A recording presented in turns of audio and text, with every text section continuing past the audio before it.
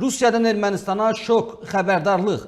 Rusiyanın Xarici İşlər Naziri Sergey Lavrov Ermənistanın qərbə yaxınlaşmasının ciddi nəticələr doğura biləcəyi ilə bağlı növbəti sərt mesaj verib. Müsavat xəbər verir ki, Lavrov BRICS ölkələrinin Xarici İşlər Nazirlərinin Yeni Dehli şəhərində keçirilən görüşündən sonra jurnalistlər açıqlamasında Moskva ilə İrəvan münasibətlərinin hazırda mürəkkəb mərhələdən keçdiyini bildirib. Rusiyalı nazirin sözlərinə görə bunun əsas səbəbi Qərbin Ermənistanı öz təsir dairəsinə çəkməyə çalışmasıdır. Lavrov vurğulayıb ki, Avropa İttifaqı Ermənistanı fəal şəkildə öz orbitinə daxil etməyə çalışır və bu proses davam edərsə İrəvan Avrasiya İqtisadi İttifaqındakı mövcud imtiyazlarını itirə bilər. Sergey Lavrov onu da bildirib ki, məsələn may ayında keçiriləcək Avrasiya İqtisadi İttifaqı samitində müzakirə olunacaq. Biz erməni dostlarımız qarşısında tam səmimi müttəfiqlik borcumuz olan ondan ibarətdir ki, müasir dünyada iqtisadi inteqrasiya proseslərinin necə qurulduğunu və Avrasiya İqtisadi İttifaqının Avropa İttifaqından nə ilə fərqləndiyini izah edək deyə Lavrov qeyd edib. Moskvanın son həftələrdə Ermənistanla bağlı ritorikasının nəzərə çarpacaq dərəcədə sərtləşdiyi diqqət çəkir. Rusiyalı rəsmilər ardıcıl şəkildə İrəvanın Avropa istiqamətində addımlarını tənqid edir və bunun Ermənistan üçün iqtisadi, siyasi nəticələri ola biləcəyinə eyham vururlar, hörmətli Əli bəy. Lavrovun dediklərini tərcümə edəcək. Lavrov demək istəyir ki, Ermənistan bizim işğal zonamızdır, bizim müstəmləkəmizdir. Qərb çox böyük səhvə yol verir, haqsızlıq edir. Bizim şikarımızı bizim əlimizdən almaq istəyir. Bizim müstəmləkəmizi bizdən azad eləmək istəyir. Biz isə bundan razı deyilik, etiraz edirik. Düzdür, əvvəl olsaydı onu daha sərt formada dəyərdi, amma indi Ukrayna savaşı onları elə vəziyyətə salır ki, səsləri biraz alçaqdan çıxır. Ona görə də, məsələn, başqa vəziyyət olsaydı, Lavrov dərdi ki, biz onları da cəzalandırarıq, Ermənistanı da cəzalandırarıq. Ermənilər ağıllı olsunlar, ağıllarını başlarına yıxsınlar, otursunlar Rusiyanın köləliyində yaşamaqda davam etsinlər. Amma indi dediyim kimi, Rusiyanın resursları azalıb, təsir imkanları azalıb, hərbi gücü, qaba gücü Ukraynada çox ciddi şəkildə zəifləyib. Ona görə də Lavrov biraz belə öz aləmində, Ezop dilində deyir ki, yaxşı eləmirsiniz, ayıbdır. Vaxtilə bölüşdürəndə ora bizim payımıza düşmüşdü. İndi siz də ora göz dikirsiniz. Belə olmaz, belə qonşuluq olmaz, bunu etməyin. Etsəz, biz Ermənistana müəyyən güzəştlər edirik.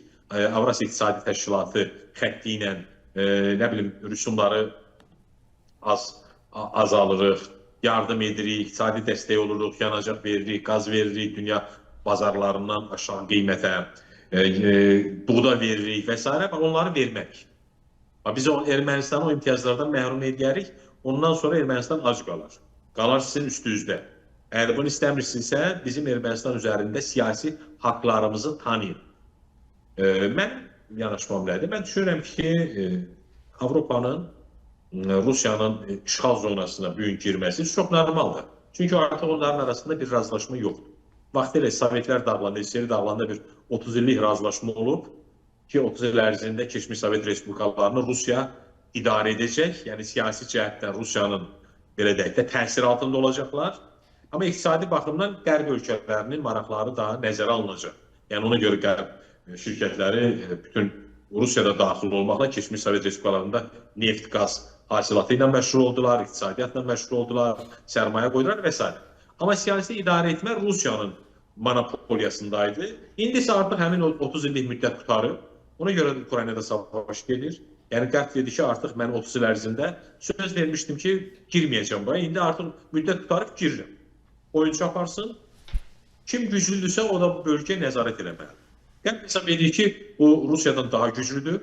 Onun texnoloji üstünlüyü var, maliyyəsi var, ümumiyyətlə resursları daha çoxdur.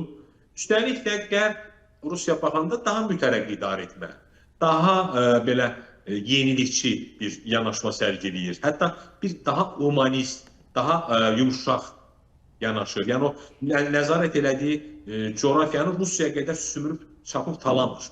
Onun o, belə, necə deyərlər, sümürgə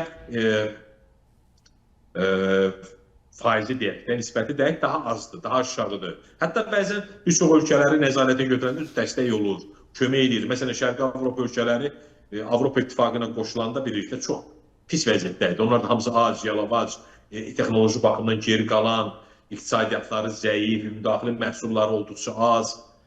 Amma təsəvvür edin ki, Avropa İttifaqı neçə illərdir onlara dəstək verir. Hətta dotasiya verir, yardım verir ki, Bolqarıstan deyək ki, Polşa, Çexiya, Slovakiya, deyək, Macaristan, Rumıniya və s. inkişaf eləsin. Yəni, bu baxımdan Qərb daha mütərəqqidir. Daha o yumşaq gücə daha çox üstünlük verir, nəinki qaba gücə. Ona görə də Rusiyanın nüfuz dairəsində olan dövlətlər, xalqlar Rusiyadan qopmağa çalışırlar. Çünki Rusiya açıq irtica ilə məşğuldur. Açıq sömürgə ilə, müstəmləkəçiliklə məşğuldur. İdarə etməsi də son dərəcə qüsurlu, son dərəcə kobud, yəni avtoritar rejimlər yaradır. Orada xalqa heç bir haqq tanımır. Düzdür, yalandan Respublika adı qoyur, Cümhuriyyət adı qoyur, amma Cümhuriyyətin, Respublikanın heç bir elementi Rusiyanın özündə və onun nüfuz dairəsində olan coğrafiyalarda olmur.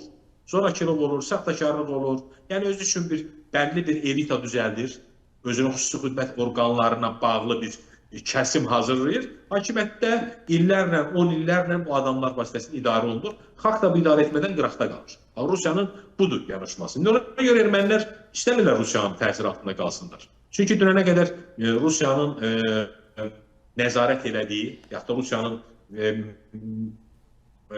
deyək ki, adamları olan Köçəryanın, Sarkisyanın idarəçiliyi görüblər. Onlar başa düşürlər ki, yenidən Rusiya bağlı olan adamlar hakimiyyətə gəlsə, yenə köhnə qaydaya qayıdacaqlar. Rüşvətxorluq, bombazlıq, avtoritarizm, demokratiyanın bütün o əlamətlərini məhv edəcəklər, azadlıqlarını bağlayacaqlar, yenidən onları kölə vəziyyətinə salacaqlar, əzəcəklər və s. İndi Paşinyan gəlib, azadlıq verib, demokratiya verib, insanlar nə ilə istəyir, məşğul olur. Üstəlik, dünya Ermənistana dəstək verir, Qərb Ermənistana investisiya yatırır, o texnoloji üstünlüklərə cavab verən istehsal sahələri qurur, bu innovasiyaları Ermənistana gətirir və s. Yəni, bu baxımdan Ermənistan Paşinyan rəhbərçiliyində inkişaf edir. Paşinyan liderliyində Ermənistan çox uğurlu bir inkişaf yolu seçib. Ölkənin iqtisadiyyatı, müdaxilə məhsulu kifayət qədər yüksəkdir. Azadlıqlar var, seçki var, seçkilər saxtalaşdırılmır o Rusiya bağlı rejimlərdən fərqli olaraq. Ona görə də açığı bugün düşünürəm ki, ümumiyyətlə bu Paşinyanın Ermənistandakı seçkilərdə uğur qazanması bütünlüklə Güney Qafqazın xeyrinədir.